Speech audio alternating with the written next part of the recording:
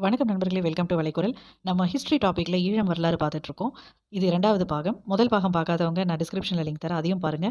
ஏன்னா தொடர்ந்து ஆர்டரா பார்த்தா தான் நம்மளுக்கு அந்த வரலாறோட பயணம் என்ன, எப்படி ஏதுங்கிற அந்த தெளிவான விளக்கம் புரியும். அதனால அதை பார்த்துட்டு இந்த 2வது பகுதியை பாருங்க.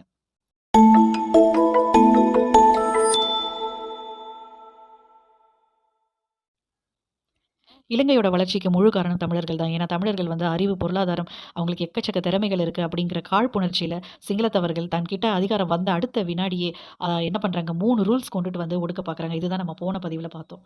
இப்போ இந்த பதிவுல அடுத்தது என்ன நடக்குது? அவங்களோட கோவம் குறையல. எங்கெங்கெல்லாம் தமிழர்கள் இருக்காங்களோ, அங்கெல்லாம் தேடி போய் அவங்கள வந்து அடிக்க ஆரம்பிச்சிருக்காங்க. தந்தை செல்வா வந்து அறவழியில போராட்டம் ஆரம்பிச்சாரு. ஆனா, அதையும் வந்து அவங்க தடுத்துட்டாங்க. 1956ல தமிழர்கள் மேல கொலை வெறியில அவங்க எங்கெங்கெல்லாம் தமிழர்கள் கடை வச்சிருக்காங்களோ, வியாபாரம், வணிகம் செய்றாங்களோ, அது எல்லாத்தையும் போய் அடிச்சு நொறுக்கியிருக்காங்க. வீடுகள் உட்பட. ஆனா, அப்பவும் வந்து தமிழர்கள் நம்ம நியாயமான முறையில போகணும்னு சொல்லி பிரதமருக்கு மனு குடுக்குறாங்க. ஆனா, அந்த மனு வந்து குப்பை தொட்டிக்கு போகுது. தமிழ் மக்கள் அந்த அளவுக்கு தவிச்சிருக்காங்க. எல்லா பதவிகள்ல இருந்து அவங்க வந்து பொறுப்புகள்ல இருந்து வெளியில அனுப்பிட்டாங்க. ஏன்னா, இப்ப ஆட்சி அதிகாரம் அவங்க கிட்ட இருக்கு. 1956ல ஆட்சி மொழியா சிங்களம் வந்ததுனால, அத காரணமா காமிச்சு பெரிய பெரிய கவர்ன்மென்ட் போஸ்டிங்ல இருந்த தமிழர்கள வெளியேத்திட்டாங்க. 1958ல என்ன நடக்குது அப்படின்னா, யாழ்ப்பாணம் அப்படின்னு ஒரு பகுதி இருக்கு. அந்த இடத்துல நெறைய தமிழர்கள் வாழக்கூடிய ஒரு பகுதி. அந்த பகுதியில ஒரு ஒரு குறிப்பிட்ட பஸ்ஸுல ஸ்ரீ அப்படிங்கிற ஒரு பேர் வந்து மாத்தியிருக்காங்க. அந்த டைம்ல சில துடிப்புமிக்க இளைஞர்கள் வந்து அந்த பேர வந்து அழிக்கிறாங்க. பதிலுக்கு தமிழ் பேர் பலகைகள் எங்கெங்கெல்லாம் இருக்கோ, அங்கெல்லாம் தார் ஊத்தி அழிச்சிருக்காங்க. வீடு, கடை, குழந்தைகள், பெண்கள்னு ஒருத்தர் விடாம எல்லாரையுமே வெட்டி கொலை செஞ்சிருக்காங்கங்க. யோசிச்சு பாருங்களேன், நம்ம இத கற்பனை கூட செஞ்சு பார்க்க முடியல. யாராவது கடவுள் வந்து காப்பாத்த மாட்டாரா? அப்படின்னு மக்கள் தவிச்சிருக்காங்க. இப்போ இந்த இடத்துல உண்மையாவே கடவுள் மாதிரி வல்வெட்டுத்துறை கிராமத்துல, இலங்கையோட வடபகுதியில ஆன்மீகம் விரும்பக்கூடிய ஒரு குடும்பம் திருவேணியார். அங்க 4வது ஆண் மகனாக பிறந்தது தான் அந்த கடவுள். வேற யாரும் இல்ல. நம்ம வேலுப்பிள்ளை பிரபாகரன் ஐயா. இப்ப நம்ம அடுத்தது அவரோட வாழ்க்கை குறிப்பா பார்க்கலாம். வல்வெட்டுத்துறை கிராமம் திருவேணியார் குடும்பம். திருவேங்கடம் வேலுப்பிள்ளை மற்றும் பார்வதி அம்மாள். இவங்களுக்கு 4 குழந்தைகள். மனோகரன், ஜெகதீஸ்வரி, வினோதினி, பிரபாகரன். 4வதா நம்ம வேலுப்பிள்ளை பிரபாகரன் ஐயா. நவம்பர் 26, 1954 ஒரு சாதாரண மிடில் கிளாஸ் தான். அவங்க அப்பா வந்து மாவட்ட நிலவர அதிகாரியா இருக்காங்க. அப்பா வந்து அஹிம்சை வழிய சேர்ந்தவர். அதனால குழந்தைகளுக்கு நெறைய கதைகள சொல்லி தான் வளர்த்துருக்காரு. குறிப்பா நெறைய அஹிம்சை கதைகளா சொல்லியிருக்காரு. ஆனா என்னவோ நம்ம தலைவர் வேலுப்பிள்ளை பிரபாகரன் ஐயாவுக்கு சின்ன வயசுல இருந்தே சுபாஷ் சந்திர போஸ், பகத்சிங் இவங்களெல்லாம் ரொம்ப புடிச்சு போயிடுது. இவரு வந்து 10த் வரைக்குமே படிச்சிருக்காரு. ஆனா வந்து நெறைய ரூல்ஸ் வந்து தமிழர்களுக்கு அகைன்ஸ்டா இருக்கே அப்படின்னு உணர ஆரம்பிக்கிறாரு. புரிய ஆரம்பிக்குது அவருக்கு கொஞ்சம் கொஞ்சமா. அப்புறமா நெறைய பொலிட்டிக்கல் புக்ஸ் எல்லாம் வாங்கி அவர் படிக்க ஆரம்பிக்கிறாரு. இத பத்தி தன்னோட ஃப்ரெண்ட்ஸ் கிட்டலாம் பேசியிருக்காரு அப்பவே. அவரோட சிந்தனையில ஒத்த சிந்தனைகள் கொண்ட மாணவர்கள் இருப்பாங்க இல்லையா? அவங்க எல்லாரும் சேர்ந்து நம்ம ஏதாவது செய்யணும். நம்ம ஏதாவது ஒரு போராட்டம் பண்ணணும். இப்போ நம்மளுக்கு முன்னாடி இருந்த செல்வாயா இவங்கள பத்திலாம் அவங்க தெரிஞ்சுக்கிட்டு, இவங்கலாம் அறவழியில போராடுறாங்க. அதனால எந்த பயனும் இல்ல. நம்ம ஏதாவது ஸ்ட்ராங்கா ஏதாவது செய்யணும் அப்படின்னு சொல்லி அவங்களுக்குள்ள அவங்க பேசிக்கிறாங்க. அதுக்கப்புறமா 1970ல சத்யசீலன் அப்படிங்கிறவரோட தமிழ் மாணவர் பேரவை அப்படின்னு ஒரு அமைப்ப, ஒரு இயக்கத்த ஆரம்பிக்கிறாங்க. இத ஆரம்பிக்கிறது யாருன்னா பிரபாகரன் ஐயா தான். அந்த டைம்ல அவரோட வயசு வந்து 16. அப்போ அந்த டைம்ல தமிழர்களுக்கு எதிரா இருக்கிற சட்டங்கள முன்வைத்து, இலங்கைக்கு எதிரா அறவழியில அவரு போராட்டம் நடத்துறாங்க. இது நடத்துறது யாருன்னா தந்தை செல்வா. அதாவது பிரபாகரன் ஐயா ஆரம்பிச்ச தமிழ் மாணவர் பேரவை ஒரு பக்கம், தந்தை செல்வா அறவழியில ஆரம்பிச்ச ஒரு அறப்போராட்டம் வேற பக்கம். பிரபாகரன் ஐயா என்ன நினைக்கிறாரு அப்படின்னா, இந்த மாரி அறப்போராட்டம்லாம் தீர்வு கிடையாது. ஆயுதம் தான் தீர்வு அப்படின்னு சொல்லி, அவரு எல்லா யங்ஸ்டர்ஸையும் வந்து ஒண்ணு சேர்க்கிறாங்க. அதாவது யாரையும் கட்டாயப்படுத்தல. விருப்பமானவங்க அவங்களா தன்னார்வலர்களா வந்து சேர்றாங்க. அதுல குறிப்பிட்டு சொல்லணும் அப்படின்னா, சின்ன ஜோதி, பெரிய ஜோதி, சந்திரன், குட்டிமணி, தங்கதுரை இவங்க எல்லாரும் கைகோர்க்குறாங்க. இவங்க முதல்ல எடுத்துக்கிற ஒரு சின்ன டாஸ்க் எடுத்துக்கிறாங்க. என்ன அப்படின்னா, ஒரு பஸ்ஸ செலக்ட் பண்ணி அந்த பஸ்ஸ வந்து எப்படியாவது கொளுத்தணும் அப்படின்னு சொல்லி அவங்க ஒரு அசைன்மென்ட்ட விதிச்சுக்கிறாங்க 4 பேரு. அந்த 4 பேர்ல பிரபாகரன் ஐயாவும் ஒருத்தரு. ஆனா கடைசி நேரத்துல 3 பேர் வந்து பேக் ஸ்டெப் அடிச்சுட்டாங்க. இல்ல எங்களால முடியாது அப்படின்னு சொல்லி பின்வாங்கிட்டாங்க. ஆனா பிரபாகரன் ஐயா தனியா போய் அந்த பஸ்ஸ எரிச்சிருக்காரு. ஆனா இந்த இடத்துல ஒரு பாயிண்ட்ட நீங்க தயவு செய்து நோட் பண்ணுங்க.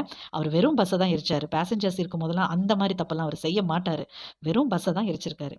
அதுக்கப்புறமா இந்த சம்பவம் நடந்து முடிஞ்ச அடுத்த வினாடியே என்ன நடந்ததுன்னா, கிட்டத்தட்ட ஒரு 20க்கும் மேற்பட்டோர் வந்து கும்பலா வந்து பிரபாகரன் ஐயாவோட வீட்ட தட்டியிருக்காங்க. இது அதாவது விடியும்போது 3 மணிக்கு, காலையில 3 மணிக்கு. அப்பா தான் வெளியில வந்து பார்த்துருக்காரு. பயங்கர அதிர்ச்சி அவருக்கு. அவங்க வந்து பிரபாகரன் ஐயாவ கேட்டுருக்காங்க. அப்பாக்கு ஒண்ணுமே புரியல. ஏன்னா, அந்த வினாடி தான் அப்பாவுக்கே தெரியுது, பிரபாகரன் ஐயா இந்த மாரி ஒரு வழியில போயிருக்காரு அப்படின்னு சொல்லி, அவர் அந்த இடத்துல ஷாக் ஆயிட்டாரு. ஏன்னா, வீட்டுக்குள்ள அவர் இல்ல.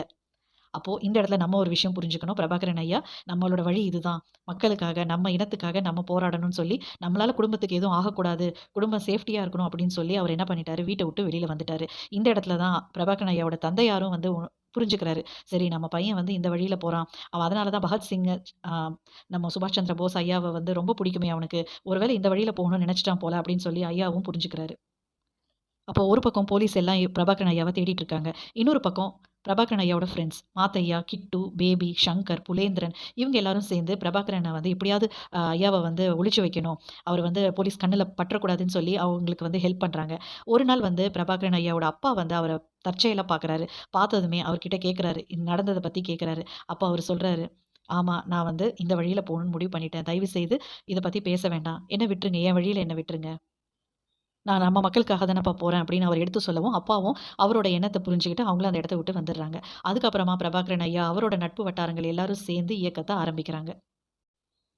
இப்போ பிரபாகரன் ஐயாவும் ஃப்ரெண்ட்ஸ் எல்லாரும் சேர்ந்து, சரி அப்பாக்கு புரிய வச்சாச்சு. நம்ம இப்ப அடுத்த கட்டமா வந்து இயக்கத்த ஆரம்பிக்கணும்னு சொல்லி முடிவெடுக்குறாங்க. அதுக்கப்புறமா வந்து இலங்கையோட காவல் நிலையத்த நம்ம தகர்க்கணும். அதுக்கு சில ஆயுதங்கள்லாம் தேவ. அந்த ஆயுதங்கள் வைக்கிறதுக்கு பாதுகாப்பான இடம் வேணும் அப்படின்னு யோசிக்கும்போது, சத்யசீலன் அவரும் சேர்ந்து டிசைட் பண்றாங்க. நம்ம காட்டுக்குள்ள எல்லாத்தையும் வச்சு நம்மளும் அங்கே இருக்கலாம் அப்படின்னு சொல்லி காட்டுக்குள்ள அவங்க பதுங்கிடுறாங்க. அந்த இடத்துல தான் அவங்க 1972ல புதிய தமிழ் புலிகள் அப்படிங்கிற ஒரு இயக்கத்த ஆரம்பிக்கிறாங்க. 1974ல என்ன நடக்குதுன்னா, ஒரு மாநாடு நடக்குது. தமிழ் ஆதரவு மாநாடு. அந்த இடத்துல ஒரு துப்பாக்கி சூடு ஏற்படுது. 9 தமிழர்கள் சுட்டுக் கொல்லப்படுறாங்க. இந்த விஷயம் கேள்விப்பட்டதுமே பிரபாகரன் ஐயாவுக்கு பயங்கர கோவம் வருது. இது யார் இதுக்கு பின்னாடி இருக்கிறதுன்னு தேடி பார்க்கும்போது ரொம்ப அதிர்ச்சியாறாரு. அது வேற யாரும் இல்ல. ஏ.டி. துரையப்பா. ஆல்ஃபிரட் தங்கராஜா துரையப்பா. இவரு வந்து சுதந்திர கட்சிய சேர்ந்தவரு. இதுல குறிப்பா சொல்லணும்னா, இவரும் ஒரு தமிழர். இந்த இடத்துல பிரபாகரன் ஐயா ரொம்ப அதிர்ச்சி அடையறாரு. ஒரு தமிழரா இருந்துட்டு இவரு இப்படி செய்றாரே! இத நம்ம விடக்கூடாது. ரிவெஞ்ச் எடுக்கணும்னு சொல்லிட்டு, அவர எப்படியாவது கொல்லணும்னு முயற்சி பண்றாங்க.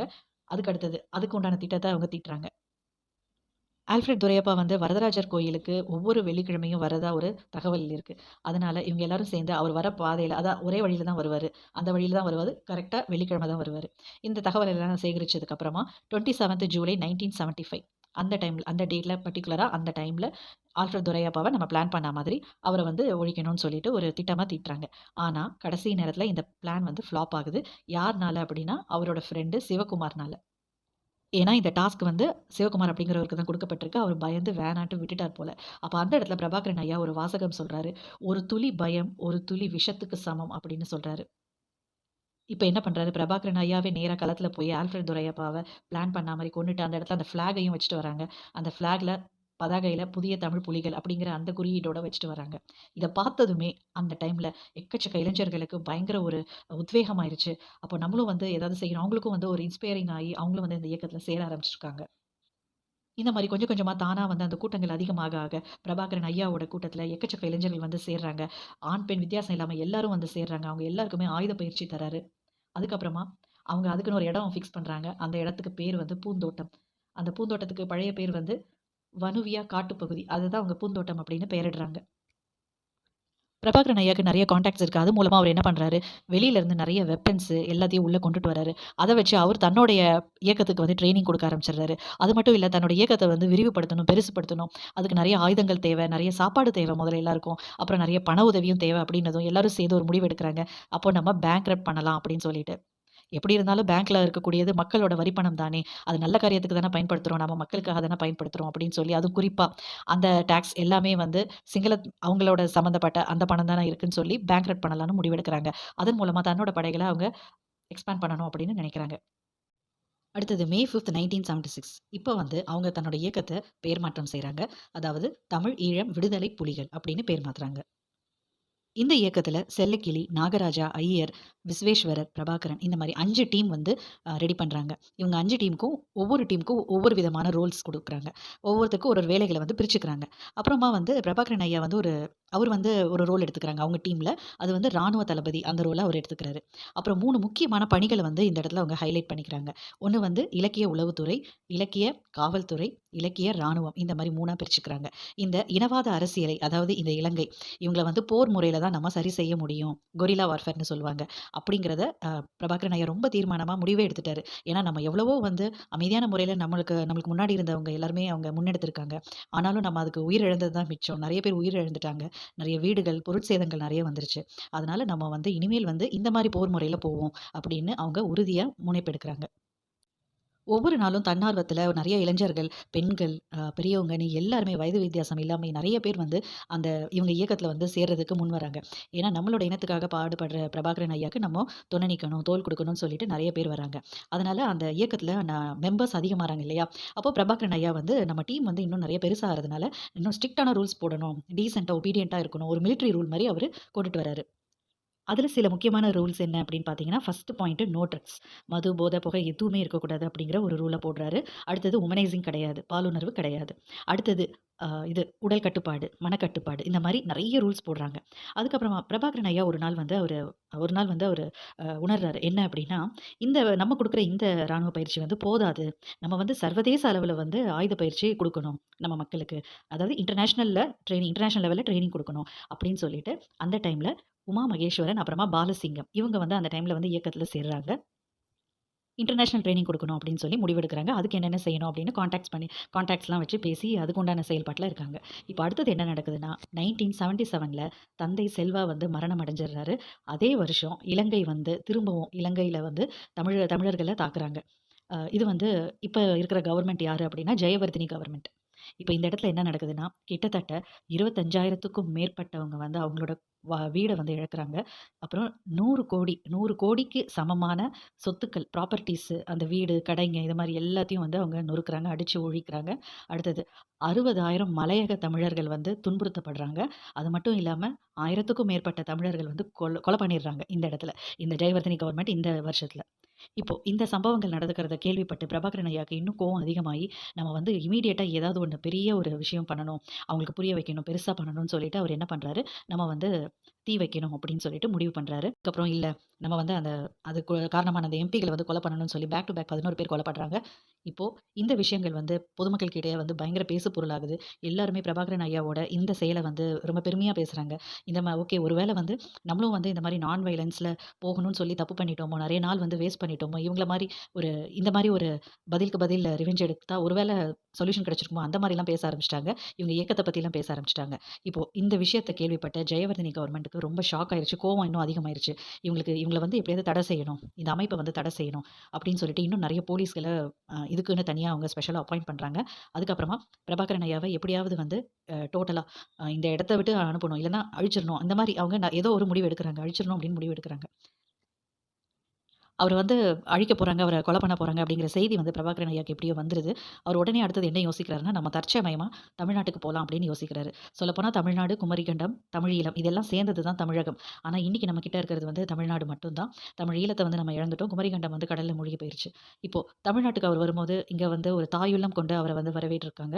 அந்த டைம்ல வந்து சென்னை வலசரவாக்கத்துல தான் அவர் தங்கியிருக்காரு. அங்க ஒரு ரெண்டல் எடுத்து தங்கியிருக்காரு. அவர் கூட தங்குனது யாரு அப்படின்னா, பாலசிங்கம் அப்படிங்கிறவரும். அதே சமயத்துல அதே சமயத்துல உமா மகேஸ்வரன் ஐயாவுக்கும், பிரபாகரன் ஐயாவுக்கும் ஒரு சின்ன கருத்து வேறுபாடு இருந்திருக்கு. இது வந்து இந்த டைம்ல என்ன நடந்ததுன்னா, ஒரு நாள் சென்னையில அதுவும் பர்ட்டிகுலரா பாண்டி பஜார் ஹோட்டல்ல 2 பேருமே வந்திருக்காங்க. ஃபேஸ் டூ ஃபேஸ் பார்த்துருக்காங்க. அந்த இடத்துல 2 பேரும் ஒருத்தருக்கு ஒருத்தர் தாக்கியிருக்காங்க கன் ஷாட்ல. அப்போ அந்த டைம்ல இந்த விஷயத்த கேள்விப்பட்டு உடனே போலீஸ் வந்து அவங்கள அரெஸ்ட் பண்ணிட்டாங்க. அரெஸ்ட் பண்ணி கொண்டுட்டு போகும்போது பிரபாகரன் ஐயா வந்து தன்னோட பேர கரிகாலன் அப்படின்னு சொல்லி பதிவு பண்ணியிருக்காரு. அந்த இன்னொருத்தர் இருக்கார் இல்லையா உமா மகேஸ்வரன், அவரு வந்து தன்னோட பேர முகுந்தன் அப்படின்னு சொல்லி பதிவு பண்ணியிருக்காங்க. அந்த டைம்ல தமிழ்நாடு போலீஸ் வந்து ஒரு ஒரு விஷயத்த பார்த்து ரொம்ப ஆச்சரியப்பட்டாங்க. அது என்ன அப்படின்னா, அவங்க கையில இருந்த கன்ஸ். அது வந்து பயங்கர அட்வான்ஸ்மென்ட்டான கன்ஸாம் அந்த டைம்ல. கைது பண்ணதுக்கப்புறம் கொஞ்ச நாள்ல எப்படியும் கண்டுபிடிச்சுருவாங்க இல்லையா? அப்போ இவங்க இலங்கைய சேர்ந்தவங்க அப்படிங்கிற விஷயம் தெரிஞ்சதும், அந்த தகவல இலங்கைக்கு அனுப்புறாங்க. ஜெயவர்தினி கவர்மெண்ட் வந்து இந்த விஷயத்த கேள்விப்பட்டுட்டு, உடனே தமிழ்நாடு கவர்மெண்ட் கிட்ட என்ன சொல்றாங்கன்னா, அவங்க எங்க எங்க எங்க கிட்ட அவங்கள ஒப்படைங்க அப்படின்னு சொல்லி சொல்றாங்க. அப்போ அந்த டைம்ல தமிழ்நாட்டுல எம்ஜிஆர் அவர்கள் வந்து நம்ம பிரபாகரன் ஐயாக்கு உதவி பண்ணியிருக்காரு. அவர் வந்து அந்த விஷயத்த கேட்டுட்டு, இல்ல அவங்க கிட்ட ஒப்படைக்காதீங்க அப்படின்னு சொல்லி அவங்கள ரிலீஸும் பண்ணியிருக்காங்க. அதாவது சட்டப்பூர்வமா அவங்கள ரிலீஸ் பண்ணியிருக்காங்க. எதுவுமே வந்து தர்மத்த தாண்டி கிடையாது. அதுக்கப்புறமா ஜாமீன் கிடைச்சதுக்கப்புறம் பிரபாகரன் ஐயா வந்து மதுரைக்கு போயிருக்காரு. அங்க வந்து பாலு நெடுமாறன் அப்படிங்கிறவங்க வீட்டுக்கு போயிருக்காரு. அந்த இடத்துல அவருக்கு இன்னொரு ஒரு அதிர்ச்சியும் இருந்திருக்கு. அவர் வந்து என்ன நெனச்சாருன்னா, கொஞ்ச நாளைக்கு தமிழ்நாட்ல வந்துட்டு, அதுக்கப்புறமா திரும்ப போம்போது, கொஞ்ச நாள் ஆற போடலாம். அதுக்கப்புறமா திரும்பவும் பிரச்சனை எப்படி இருக்குன்னு சரி செய்யலாம் அப்படிங்கிற மாரிலாம் நெனச்சிருக்காரு. ஆனா, அவருக்கு கோவம் அதிகமாற மாரி தான் இந்த சிங்களத்தாலும் பண்ணியிருக்காங்க. அவங்க என்ன செஞ்சிருக்காங்கன்னா, அந்த டைம்ல கிட்டத்தட்ட 1,00,000த்துக்கும் மேல அது எத்தன லட்சம்னே தெரியாதாங்க. அதாவது குத்துமதிப்பா 1,00,000த்துக்கு மேலன்னு சொல்றாங்க. புத்தகங்கள் யாழ்ப்பாண நூலகத்த வந்து எரிச்சிருக்காங்க. இது வந்து தென் ஆசியாவிலேயே தென் ஏசியால பார்த்தீங்கன்னாவே ஒரு மிகப்பெரிய நூலகம், பிக்கெஸ்ட் லைப்ரரினா அது இதுதான். யாழ்ப்பாண லைப்ரரி தான். இதில நீங்க யோசிச்சு பாருங்க, எவ்வளவு அதிசயம் இந்த நூலகத்தில இருந்திருக்கும். எவ்வளோ உண்மைகள் இருந்திருக்கும். எவ்வளோ அழகியல், எவ்வளவு வரலாறு குறிப்புகள், மருத்துவ குறிப்புகள், ஓலைச்சுவடிகள் இந்த மாரி நெறைய அங்க இருந்ததா சொல்றாங்க. ஆனா இந்த சிங்கள இன வெறியர்கள் வந்து இந்த இலங்கை ராணுவம் 2 பேரும் சேர்ந்து எவ்வளோ ஒரு வன்மம் இருந்ததுன்னா, அந்த நூலகத்த எரிச்சிருப்பாங்க. அப்ப அவங்களுக்கு தெரிஞ்சிருக்கு. இந்த நூலகத்தில நெறைய பொக்கிஷங்கள் இருக்கு அப்படின்னு தெரிஞ்சு தான், இது வெளியில வரக்கூடாதுன்னு அவ்வளத்தையும் எரிச்சிருக்காங்க. இந்த மாரி நூலகத்த எரிச்சதுமே, இது ஒரு ஆறாத ரணமா மாறிடுச்சு பிரபாகரன் ஐயாக்கு. அவர் அடுத்த வினாடியே என்ன யோசிக்கிறாருன்னா, இந்த ராணுவத்தோட வாகனத்த நம்ம மொத்தமா அழிக்கணும் அப்படின்னு அவரு திட்டமிடுறாரு. தாக்கணும் அப்படின்னு சொல்லி திட்டமிடுறாரு.